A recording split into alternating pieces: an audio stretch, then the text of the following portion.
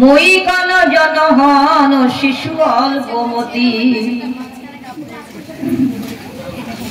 জিউবাই আরতি আর মনের বাসনা তেহি সে করিতে চাহ বন্দনা যে কিছু কহিয়ে গুরু বৈষ্ণব প্রসাদে ক্রমভঙ্গ না হইবে মোরই অপরাধে। তাহলে আমাদের বাকশক্তি সব গুরু বৈষ্ণবের কৃপা ছাড়া কিছু নয়।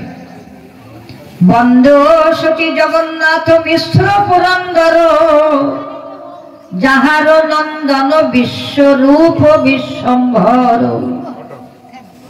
বন্দনা করিব বিশ্বরূপ ধন্য ধন্য চৈতন্য অগ্রজ নাম শ্রী শঙ্করারণ্য বন্দিব সেই মহাপ্রভু শ্রীকৃষ্ণ চৈতন্য পতিত পাবন অবতার ধন্য। এই অবতার ধন্য কলিযুগ অবতার। বন্দ লক্ষ্মী ঠাকুরানী আর বিষ্ণু প্রিয়া গদাধর পণ্ডিত গোসাই বন্দনা করিয়া বন্দে পদ্মাবতী দেবী হারায় পণ্ডিত যার পুত্র নিত্যানন্দ অদ্ভুত চরিত দয়ার ঠাকুর বন্দ শ্রী নিত্যানন্দ যাহার হইতে নাটে গীত সবার আনন্দ বসুধা জাহ্নবী বন্দ দুই ঠাকুরানী শ্রী বীরভদ্র গোসাই বন্দিব সাবধানে। বললেন বসুধা জাহ্নবী বন্দ দুই ঠাকুরানী শ্রীমান নিত্যানন্দ প্রভুর এখানে গাঁটরায় আছে নিত্যানন্দ নিতাই যাদের শ্বশুর বাড়ি জাহ্নবা বসুধা মায়ের মন্দির গেলে দেখতে পাবেন। যার পুত্র বীরভদ্র জগতে বাখানি এখানে বীরভূমে একচক্রা গ্রামে বীরভূমে বীরচন্দ্রপুরের একটা জায়গার নামই আছে বীরচন্দ্রপুর। শ্রী বীরভদ্র গোসাই বন্দিব সাবধানে সকল ভুবন যশ যাহার আচরণ ধন্য ধন্য অবতার গোরা শ্রী শিরোমণি এমন সুন্দর নাম কোথাও না শুনি। সাবধানে বন্দ আগে মাধবেন্দ্র পুরী বিষ্ণু ভক্তি পথের প্রথম অবতরী আচার্য গোসাই বন্দ অদ্বৈত ঈশ্বর যে আনিল মহাপ্রভুর এই ভুবন ভিতর সীতা ঠাকুরানী বন্দে হইয়া একমন অচ্যুতানন্দাদি বন্দ তাহার নন্দন পুণ্ডরীক বিদ্যানিধি ভক্ত চূড়ামণি যার নাম লয়ে প্রভু কাঁদিলায় আপনি বন্দিব শ্রীনিবাস ঠাকুর পণ্ডিত নারদ খেয়াতি যার ভুবনে বিদিত। যিনি শ্রীনিবাস পণ্ডিত পঞ্চতত্ত্বের এক তত্ত্ব, ইনি পূর্বে ছিলেন নারদ মুনি। ভক্তি করি বন্দিব মালিনী ঠাকুরানী শ্রীমুখে গৌরাঙ্গ যারে বলিল জননী। মহাপ্রভু মালিনী দেবীকে মা বলে ডেকেছিলেন কেন? যেদিন সেবাসঙ্গনে প্রভুর নিত্য গীত কালী সেবাসের পুত্র কৃষ্ণ দাসের প্রাণ বিয়োগ হয়ে গেল, তখন মহাপ্রভু সেবাস পণ্ডিতকে মালিনী দেবীকে বলেছিল, মা তোমার এক পুত্র চলে গেছে, তার জন্য তোমার এত কষ্ট। আমরা দুই ভাই যদি তোমার পুত্র হয়ে ঘরে রই তাহলে তুমি কি রাখবে না? মা বলেছিল, প্রভু যা তোমার ইচ্ছা। এই মহাপ্রভু মালিনী দেবীকে জানেনি বলে ডেকেছিলেন। বললেন, শ্রী নারায়ণী দেবী বন্দিব সাবধানে আলাবাটি প্রভু যারে করাইল আপনে।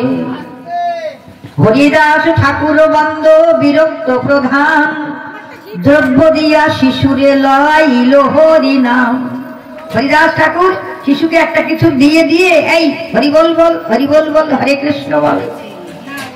এই গোপীনাথ ঠাকুর বন্ধ জগত বিখ্যাত, প্রভুত্ব স্তুতি পাঠে যেই ব্রহ্মা সাক্ষাৎ। গোপীনাথ ঠাকুর পাঠ করছেন প্রভু স্তুতিতে, বলেন সে সাক্ষাৎ ব্রহ্মকে দর্শন করছেন। বন্দিব মুরারি গুপ্ত ভক্তি শক্তি মগ্ন, পূর্ব অবতারে যার নাম হনুমন্ত।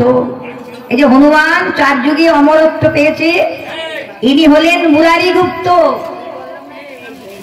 পূর্ব অবতারে যার নাম হনুমন্ত, শ্রী চন্দ্রশেখর বন্দ মহিমায় অপার, আচার রত্ন বলি যার খ্যাতি নিরমল।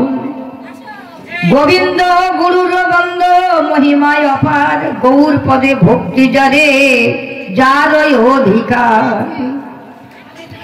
বন্দিব অন্ধষ্ট নাম শ্রী মুকুন্দ দত্ত, গন্ধর্ব জিনিয়া যার গানের ও মাহাত্ম। শ্রী গোবিন্দ দাস বন্দ বড় শুদ্ধ ভাবে, উৎকলে যাহারা প্রভু রাখিলা সমীপে। উৎকল শ্রী চৈতন্য জয় নিত্যানন্দ। যে সংস্কৃত কথাটা বলা হলো তার বঙ্গানুবাদ হচ্ছে, অনন্ত অপূর্ব ঐশ্বর্য যার, সেই চৈতন্য মহাপ্রভুকে বন্দনা করে। ঐশ্বর্যের মালিক তিনি, যার কৃপায় নিজ ব্যক্তিরাও ভক্তি শাস্ত্র লিখে তা প্রচলন করতে পারে। বলেন চণ্ডাল যথেষ্ট প্রীতি হরিভক্তি পরায়ণা। আচার আমার প্রভু, আপনার প্রভু প্রত্যেক জীবের দেহে ঘরের দরজায় দাঁড়িয়ে আছে প্রাণনাথ, প্রাণ গোবিন্দ, প্রাণ কৃষ্ণ, প্রাণ বল্লভ, প্রাণের নিতাই গৌর দুজন। তাহলে সেই প্রভুকে আমরা জয় জয়াকার করছি। তিনি প্রচার করলেন কিভাবে? তোমার আমার ভেতরে যেমন রথের রথী অর্জুনের রথে ছিলেন, তোমার হৃদয় মন্দিরে চৈতন্য জ্ঞান রূপে পরিচালনা করছেন, কিন্তু সূত্র তোমাকে ধরতেই হবে। তুমি যা কিছুই হও না কেন, মহাপ্রভুরও কতজন, 24 বললেন 24 জন গুরু। পাঠ্যগুরু তো ছিলই, গঙ্গাদাস পণ্ডিত, সুদর্শন চক্রবর্তী যখন উনি টলেছিলেন, তারপরে কেশব ভারতী, ঈশ্বরপুরী। তুমি যত বড় বিজ্ঞ হও না কেন, পণ্ডিত হও না কেন, অনেকেই বলবে যে দীক্ষা নেওয়ার প্রয়োজন নেই, শিক্ষা নেওয়ার প্রয়োজন নাই, গ্রন্থে অনেক কিছু দেয়া থাকে, হলে কি হবে? যত তুমি জ্ঞানের গরিমা হও না, বটবৃক্ষ হয়ে যাও না কেন, বট গাছের নিচে একটাও কিন্তু তার অঙ্কুরও হয় না, গাছও গজায় না। কেন? যতক্ষণ না তোমাকে উদ্গীরিত করে দেবে, উদ্গার করে দেবে গুরুজি হু আগিয়ে, ভক্ত কর্ণ জনি পথে গিয়ে সেই গর্ব হব। যদি সেই গর্ব হয়, সেই গর্ব কোনোদিন পাঠ হয় না, তাই না? পার্থিব জগতের গর্ব তো 10 মাস 10 দিন 9 মাস 7 দিন পরেই গর্ভ প্রসব হয়ে গেল, ছেলে হলো মেয়ে হলো, বাবা মা হতে জগতে এসেছে নাকি? জয় শ্রীকৃষ্ণ। মহাপ্রভু সাধুর বাজার। এবারে তাই বললেন, তুমি কি করতে এলে? তুমি কি করতে এলে? এলি খেলি, মাইনে পেলি, চলে গেলি? যেতে হবে। এসব মহাজনগুলো চলে যাবে, আবার আমাদের হৃদয় মন্দিরে থেকে যাবে। যদি প্রভুর কৃপা হয়, মনুষ্যকুলে আবার জন্ম দেয়, হরি কথা বলার যদি বদন হয়, ভক্তের সঙ্গ করবার যদি যোগ্যতা থাকে, তবেই না পাওয়া যাবে। জয় শ্রীকৃষ্ণ। তাই জয় জয় শ্রী চৈতন্য জয় নিত্যানন্দ, জয় অদ্বৈত চন্দ্র জয় যত আমার গৌর ভক্ত বৃন্দ। হেথা গৌরে আছে সনাতন বন্দিশালে। গৌরেশ্বর মালদা, হোসেন শাহ রাজত্ব, গৌরেশ্বর বন্দিশালে আছেন কে? সনাতন গোস্বামী, যিনি দবির খাস সাকর মল্লিক, শ্রীমন্মান মহাপ্রভু তিনি দবির খাস সাকর মল্লিকে সনাতন এবং রূপ বৈষ্ণব নাম করে দিয়েছিলেন। তিনি তাদেরকে বৈষ্ণব আচার দিয়েছিলেন। এরা কিন্তু হোসেন শাহ দরবারের চাকর ছিল, বন্দি করে রেখেছে। কেমন বন্দি দশায় শুনুন। সর্বশ্রী গোস্বাই পত্রী আইলো হেন কালে, বন্দি হয়ে আছে, চিঠি নিয়ে এলো। পত্রী পাইয়া সনাতন ওই আনন্দিত হইলা, যবন রক্ষক পাশ কহিতে লাগিল। কারাগারে বন্দি আছে, এবার দরজায় দাঁড়িয়ে আছে দারোয়ান। সেই যবনকে বলছে সনাতন গোস্বামী, কি ভূমি এক জিন্দা পীর মহাভাগ্যবান, কোথাও কোরআন ও শাস্ত্রে আছে তাহারও জ্ঞান। যে বন্দি রক্ষা করছে সে পীর বাবা। তাকে বললেন, এক বন্দি ছাড়ে যদি নিজ ধন দিয়া, সংসার হইতে তারে মুক্ত করেন বসাইয়া। পূর্বে আমি তোমারে করিয়াছি উপকার, তুমি আমার ছাড়ি করো প্রত্যয় উপকার। আমি তোমায় উপকার করেছি, তুমি এখন আমায় উপকার করবে। 5 সহস্র মুদ্রা দিব করই অঙ্গীকার, পূর্ণ অর্থ 2 লাভ হইবে তোমার। আমি দেব, আমাকে এখান থেকে মুক্ত করো, পুণ্য হবে তোমার, অর্থও পাবে। তবে সেই যবন কহে, শুনো মহাশয়, তোমারে ছাড়িয়ে দিতে পারি, কিন্তু যে রাজার ভয়, রাজভয়। সনাতন কহে, তুমি না করো রাজভয়।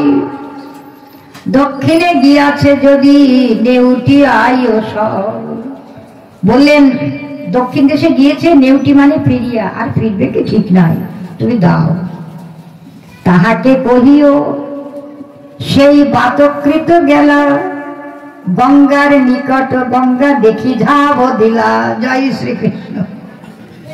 বললো তার বাতকৃত, সকালবেলায় উঠে গঙ্গায় গিয়েছে, গিয়ে শরীর খারাপ, বাহ্যকৃত হয়েছে, তার মানে শরীরটা খারাপ, চলতে পারছে না, গঙ্গায় গিয়ে ঝাঁপ দিয়ে মরেছে। তুমি তাই বলবা, বলে আমার মুদ্রাগুলো নিয়ে আমাকে বিদায় দাও, তোমার পুণ্য হবে।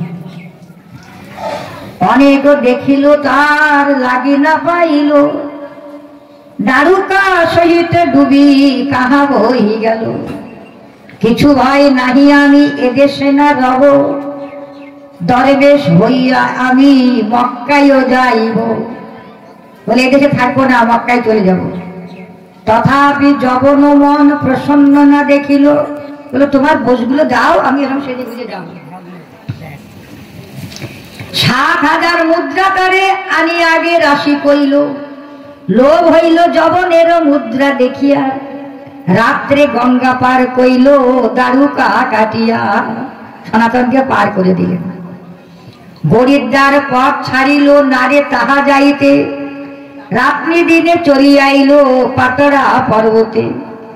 তথায় এক ভূমিক হয় তার ঠাই গেলা, পর্বত পর করয়ান্ন মিনতি করিয়া।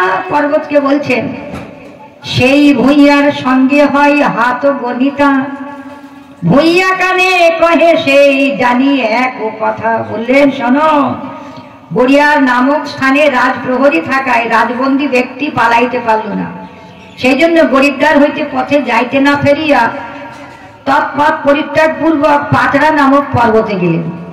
এবার ভূঁইয়া নামক জাতি বিশেষ অথবা জমিদার হাত গনিয়ে আসে, হস্ত গণনা করে সমস্ত বিশদ বলে দিল, বলে এই পথে চলে যাও। ইহার গায়ে সুবর্ণের অষ্টমোহর হয়। সেই জমিদার হাত গুনে গুনে বলল যে সনাতন আছে না, ওর কাছে সোনার অষ্টমোহর আছে, তোমায় 2টো দিয়েছে। শুনি আনন্দিত হইয়া সনাতনে কয়, রাত্রে পর্বতে পার করিব নিজ লোক দিয়ে। শোনো শোনো, তোমাকে রাতের বেলা নিজের লোকজন দিয়ে পর্বত পার করে দেব। ভোজন করো তুমি রন্ধন করিয়া, আজকে আমার বাড়ি থাকো, রন্ধন করে তুমি ভোজন করবে, রাতে পার করে দেবো।